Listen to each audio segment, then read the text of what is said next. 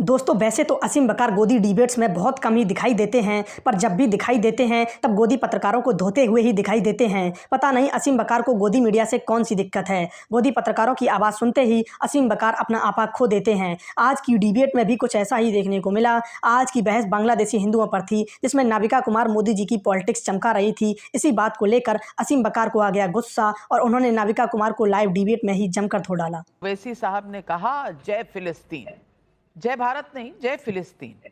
लेकिन आज बांग्लादेश में मानवता के खिलाफ जो काम हो रहा है और वहां के अल्पसंख्यक अगर वहां पर अमानवीय तरीके से उन्हें मारा जा रहा है, तो असदुद्दीन ओवैसी तो अल्पसंख्यकों के बहुत बड़े लीडर हैं। वहां के अल्पसंख्यकों को क्यों नहीं समझ पा रहे? क्यों सिर्फ उन्हें मुस्लिम अल्पसंख्यक नजर आता है, लेकिन इस्लामिक देश में हिंदू अल्पसंख्यक की आवाज, उसका दर्द नजर नहीं आता? देखिए, बहुत देर से सुन रहा था। एक रिक्वेस्ट कर दूं, जब मैं बोलूं मैं किसी के बीच में बोलता नहीं हूं, मुझे टोकिएगा नहीं, मेरा फ्लो मत तोड़िएगा। अच्छी बातें बोलूंगा। आप में और हम में फर्क जानती हैं क्या है? नहीं। मैं बांग्लादेश पे भी उतना ही दुखी हूं जितना गुजरात पे दुखी था, अहमदाबाद पे दुखी था, जितना राफा पे दुखी था और जितना गाजा पे दुखी था। लेकिन मुझे लग रहा है कि आप गुजरात पे खुश थी,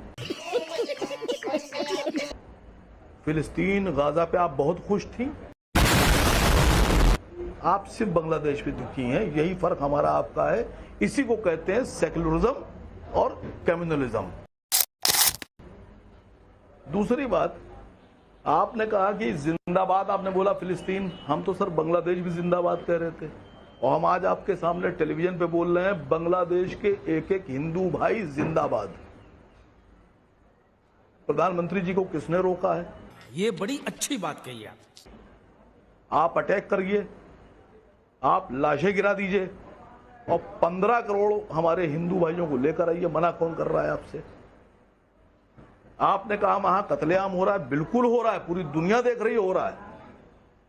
लेकिन यही कत्लेआम जब गुजरात पे होता है और यही कत्लेआम के बीच में जब बिल्किस बानो का बलात्कार ब्राह्मण लोग करते हैं, उस पर आप खुश क्यों होती हैं? आप चुप क्यों हो जाती हैं? मुझे अपने घर जाना है। आपने भी, यहां मैं देख रहा हूं आपकी जो टेक्निकल, आपकी जो भाषा है वो ये है कि जो अपोजिशन है, जो कांग्रेस है, सपा है, टीएमसी है, जो बाकी लोग हैं, आप ये दिखा रही हैं कि वो सब लोग बांग्लादेश के मुसलमानों के साथ, और खाली आप और आपके बॉस ये बांग्लादेश के हिंदुओं के साथ। गजब बेइज्जती है। लेकिन आप नसीहत अपनी अपने पास रखें, क्योंकि मुझे आपसे पत्रकारिता सीखने की ना जरूरत है, ना मेरे को आप कोई बहुत अच्छे से टीचर नजर आते हैं। अच्छा, नहीं, अभी आपने, मैडम गुजारिश करूंगा, आपने कहा था आसिम बकार साहब आप मुझे पत्रकारिता मत सिखाइए। मैं सिखाऊंगा भी नहीं, मैं पत्रकार हूं ही नहीं। मैं सिर्फ लोगों को इंसानियत सिखाता हूं और सेकुलरिज्म सिखाता हूं। जिनमें अकल होती है वो सीख लेते हैं।